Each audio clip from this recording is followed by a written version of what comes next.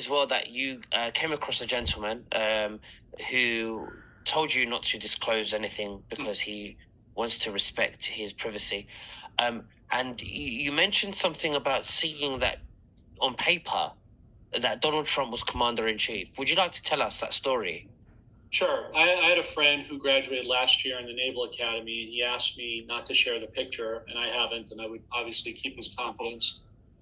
But in it, when he graduated, had the normal credentials. But when he blew up the picture, the diploma, it says Donald J. Trump, Commander in Chief, very clearly at the bottom.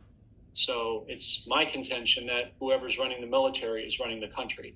So that was, to me, a pretty clear and present signal of what's really going on. Absolutely. I mean, it makes sense when you think about it. He gets a lot of president perks still. He's very involved into the rallies.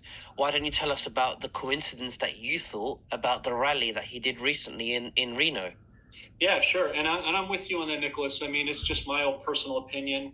That it just seems strange to me in the history that I've been alive watching elections or election cycles. I've never seen a former president be so active front of scenes well before the year of the election taking place. So that's number one.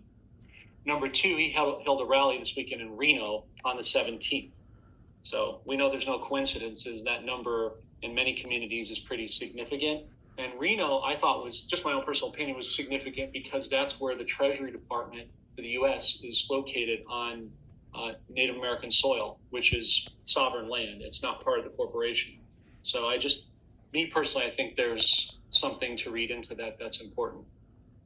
Interesting. Well, there's always codes behind the military stuff, isn't there? So indeed. I wouldn't put it past them, Okay, interesting. I want to move on to the